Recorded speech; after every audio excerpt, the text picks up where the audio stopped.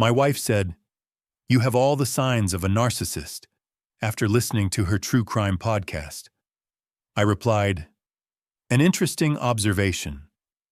I created a detailed case file of all her manipulative behaviors and sent it to her mother with the subject line, "Evidence."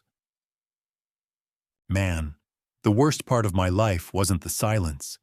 It was the vocabulary. I swear, for the last 3 years, the soundtrack to our apartment has been some low-frequency drone about serial killers or toxic relationships, leaking out of Zara's noise-canceling headphones.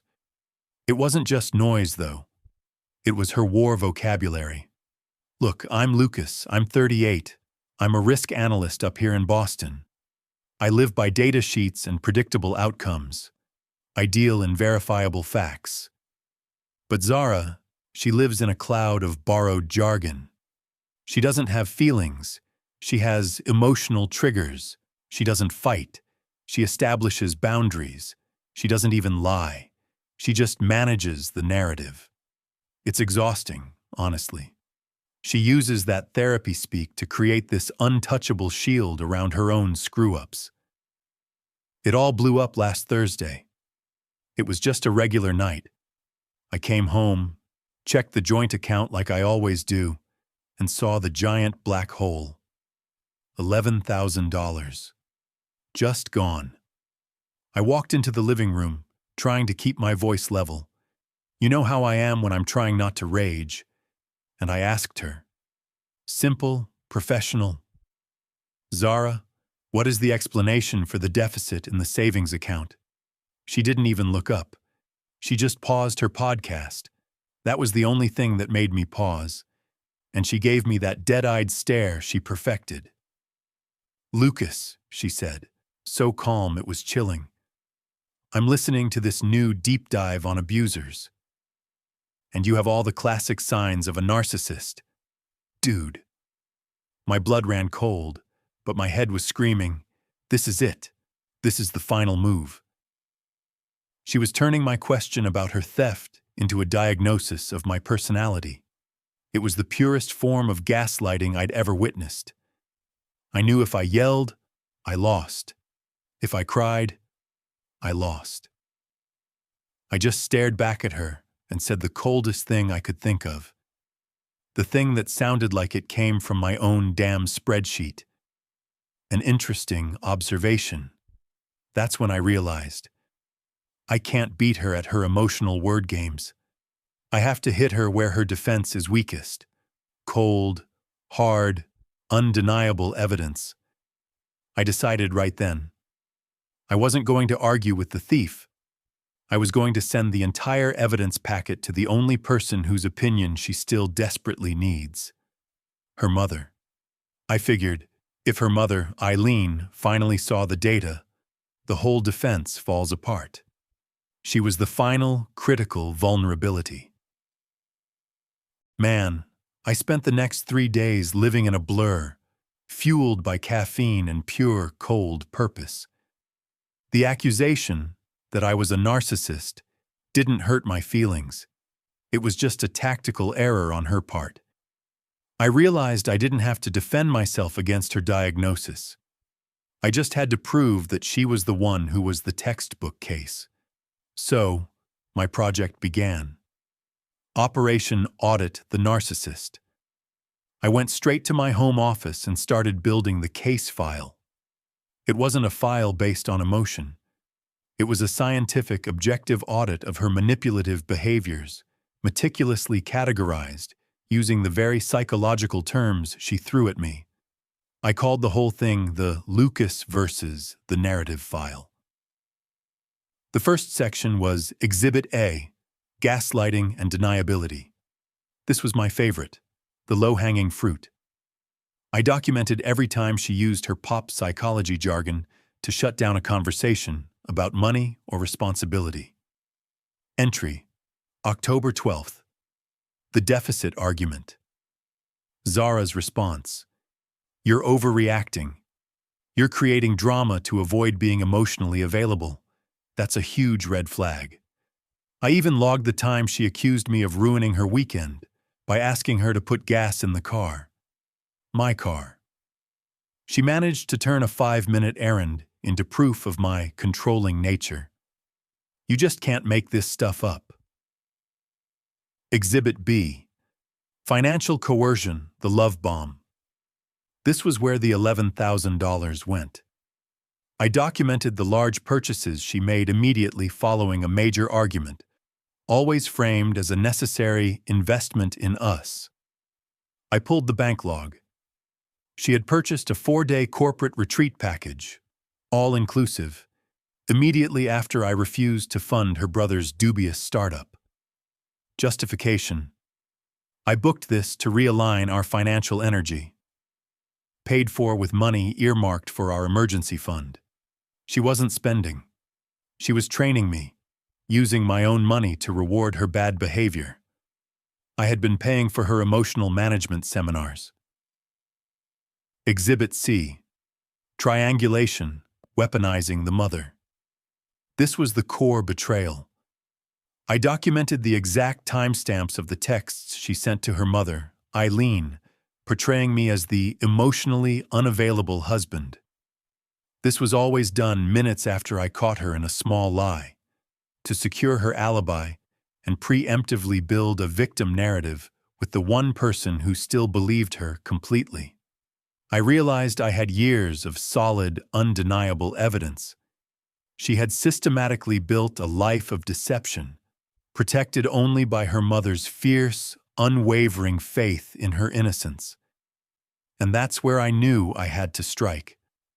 My target wasn't Zara's bank account. That money was gone anyway. My target was her moral credibility with her mother. I needed to send the file to the person who was least likely to believe it, but most likely to be utterly devastated by the factual truth. I would use her own mother's loyalty to dismantle Zara's entire defense system. The crazy thing is, I wasn't even angry anymore. Just totally focused. The accusation about being a narcissist, the missing cash, it all just clicked into place. I realized I wasn't married to a woman. I was married to a bad business model. So I didn't storm out. I didn't even pack a bag. I just stayed up, pouring coffee and staring at the transaction logs, turning my rage into data points. I went straight for the joint accounts, right? But the real gold was in the fine print. I logged into our shared digital calendar, and I cross-referenced every single time she wrote, "Urgent Mental Health Day." Guess what? Those mental health days lined up perfectly with her flight confirmations to those wellness retreats I never knew about. She was diagnosing herself with stress to justify a vacation she couldn't afford. It was slick. I'll give her that. Then I remembered the biggest lie. The Tulum trip. She told me she was visiting her sister in Orlando. I pulled the credit card statement, and there it was. A charge for a boutique hotel not in Florida, and a flight confirmation under her maiden name. I kept asking myself, why, Lucas? Why go through all this hassle? And the answer was always the same. She thought I wouldn't check. She thought I was too predictable, too trusting, too dull to look beyond the surface. My job as a risk analyst is literally to assume compromise. She forgot who she married. I started the case file. Not on my work computer, obviously, but on an old secure drive. I used her own language to categorize the exhibits. Exhibit D, the financial trauma bonding. This section was pure genius, if I'm being honest. I tracked every time she had an argument with her mother, and then immediately bought an expensive item, using the stress as a justification for an $800 impulse purchase. I showed the direct correlation between family drama and consumer debt. Then there was the triangulation. You know how she'd always send her mom those texts about how emotionally unavailable I was? I printed out the phone bill logs showing the timing of those messages. Every one of them occurred within an hour of me asking her a question about money. She wasn't seeking comfort. She was laying the groundwork for her defense. She was building a psychological shield with her own mother. And that's when I knew. I couldn't just send her the evidence. I had to send the entire dossier to her mother, Eileen. Eileen is the bedrock of Zara's entire victim narrative. Eileen is the one person who still sees her as a good person fighting a difficult life. If the truth was going to hurt, it had to hit the moral fortress she was hiding in. It had to come from the source of trust, the unassailable document that proved her daughter was a calculated manipulator. I spent a final night compiling everything into a single, comprehensive PDF titled simply, Case File, The Lucas Audit. The game was over. I was just confirming the final scores. So, the case file was ready. Everything was compiled. But I hesitated. You know how it is, right? You have this mountain of proof, and then you just stare at the send button thinking, do I really want to blow up my own life? I spent a whole morning just watching Zara. She was on a video call, laughing, completely oblivious. She was talking to her mother, Eileen. And Eileen, bless her heart, was buying every single word. She was nodding, sighing, agreeing that Zara was going through so much. It was a tough moment, because you realize you're not just exposing a cheater. You're shattering someone's fundamental sense of family. I needed a final push, a final, undeniable piece of evidence that made the emotional choice easy. I needed her to admit the motivation one last time. That afternoon, I found it. The thing that made me hit send. I logged into my email and saw a new message from a travel agency I didn't recognize. It was addressed to Zara. It was a final payment invoice for a resort. Not in Tulum, but in Costa Rica. The dates were for next month, and the recipient on the booking? Zara and Mark, her life coach. I walked into the living room, feeling nothing but a profound emptiness. Zara looked up, annoyed that I was interrupting her social media scroll. Zara, I said, my voice quiet. I just got an email about a reservation in Costa Rica. She paled immediately. She knew the game was up. The denial script wouldn't work this time. It's a work retreat, Lucas, she stammered. A team-building exercise. With Mark, I finished for her. I know. I crossed my arms. Tell me one thing, Zara. Just tell me why the sudden urgency? Why the $11,000 you took? Why the immediate escape? She didn't cry. She just leaned forward, her eyes hard, and the truth, the pure, ugly, self-centered truth, came out. Because I needed the money before you realized I was leaving for good, she hissed. I needed the cash for the deposit on our new place. I couldn't risk the narcissist freezing my assets. There it was, the final piece of data. She confessed to the theft, and she confessed her motive. She didn't just abandon me. She robbed me and then used my alleged mental instability as her defense strategy. I nodded slowly. The evidence was complete. I walked straight to my office, opened the final audit, and hit send. The recipient list was simple: Zara, wife, and Eileen, mother-in-law. The subject line was the final verdict: evidence. I then deleted my primary email account from her network, packed a small bag, and walked out of the house. I left the turmoil, the deceit, and the entire battle of words behind. I just left. I drove straight out of Boston, didn't even stop for gas, just watched the city skyline shrink in the rear view. The feeling wasn't exactly relief yet. It was like the world had gone muted. The absolute silence right after a car crash, where you know the damage is done, but you haven't seen the final bill. I knew the file was out there. It was sitting in Zara's inbox, but the payload, the real destruction, was waiting in Eileen's inbox, her mother. Eileen, you have to understand, she's the rock. She's the one person who still genuinely believes Zara is just misunderstood and too sensitive. She was Zara's entire moral fortress. I kept thinking, what is she doing right now? Is she on page 1 of the audit yet? Is she seeing the charges for Tulum? It was pure agony, just waiting for that system to reboot with the new truth. The first call came about an hour after I hit send. It wasn't Zara. It was her older brother, Mark, calling from an unknown number. He was the pragmatic one. "Lucas, what in God's name did you send Mom?"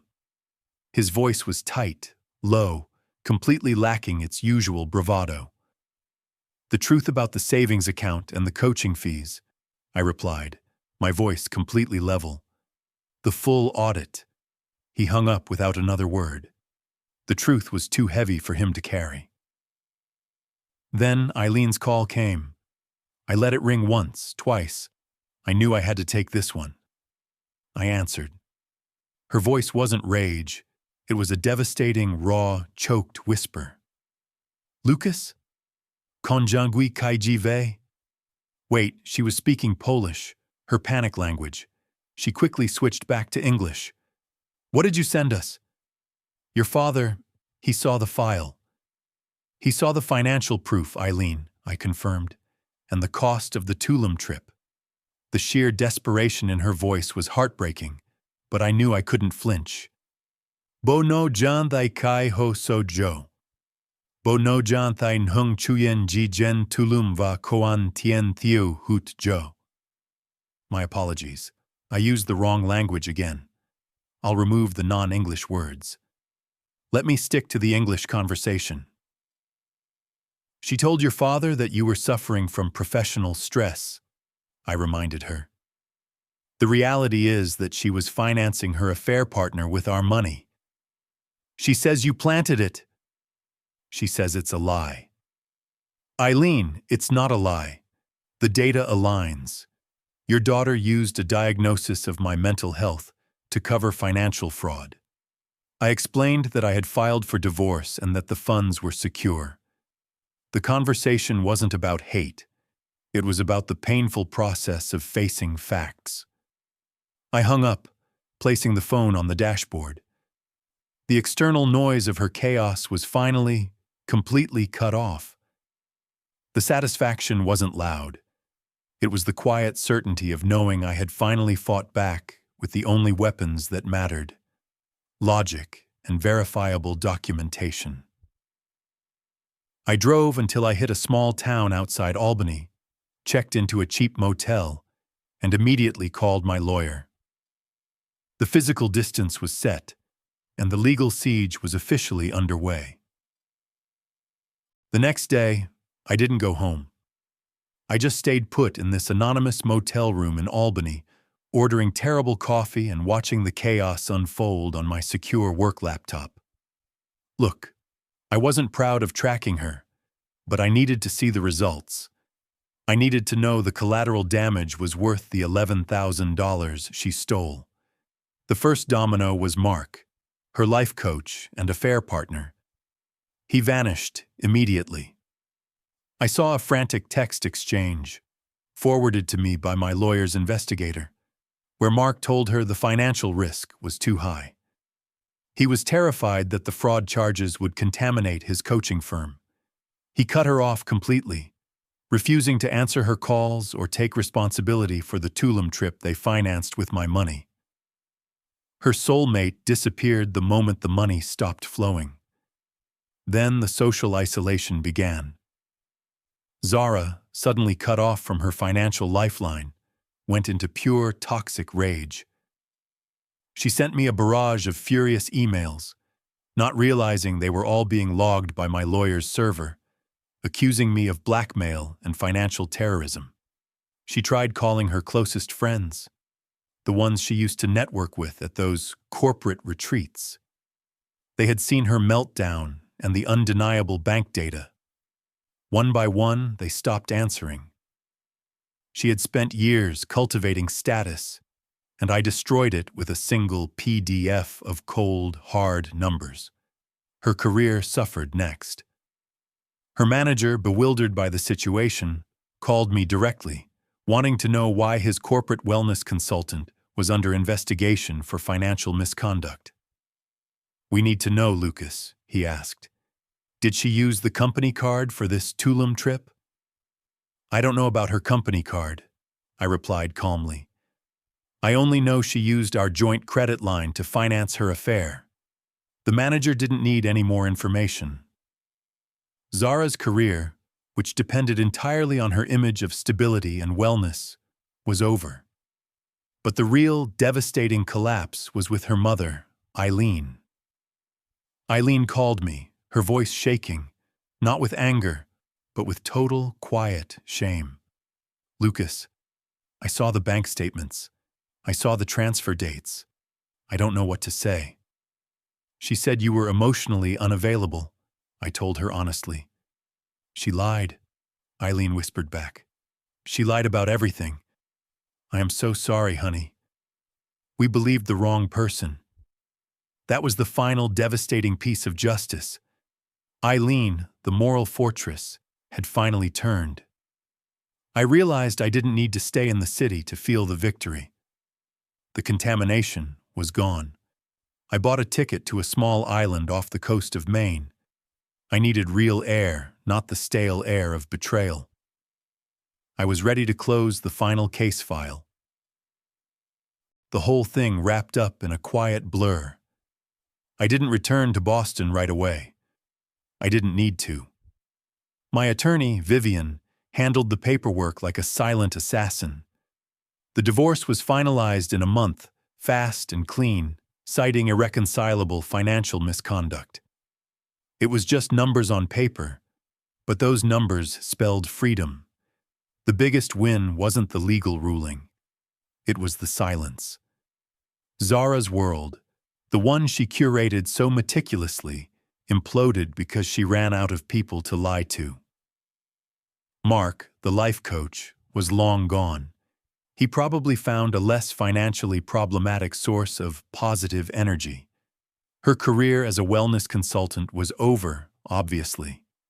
Who hires a fraud expert who's also an emotional terrorist?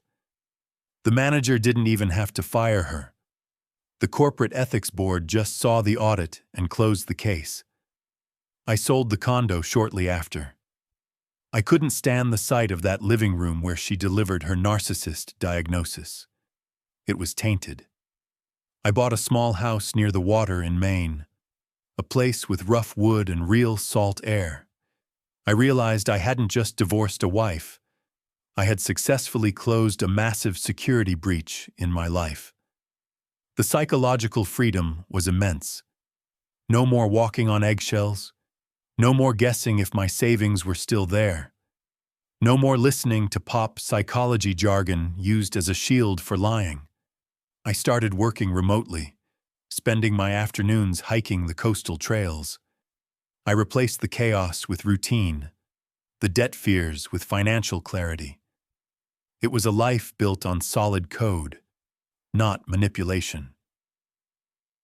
I still think about the finality of that phone call with Eileen, Zara's mother. She was the final piece of the system I had to break to get out. A few months ago, I got a random email. It was an old friend of Zara's asking if I felt guilty for being so cold. I didn't reply to her friend. I replied in my head, "Guilty? Number. I feel responsible." I was responsible for finally enforcing the rules she thought didn't apply to her. I hadn't filed a lawsuit. I filed an audit. And I made sure the resulting debt, the emotional and financial one, was transferred back to the original borrower. I even started seeing a therapist myself, not because I was broken, but because I needed to process years of gaslighting. My therapist laughed when I showed her the case file and said I should have been working for the FBI. The life she sought after, the quiet, stable, financially secure one, is the one I now have. She, meanwhile, is probably still struggling, selling essential oils and trying to convince people she was the victim. I got the best revenge possible. I got peace. And I got to keep my $11,000. Closing reflection. She wanted to diagnose me as a narcissist. I just diagnosed her as a liability, and the system processed the termination flawlessly.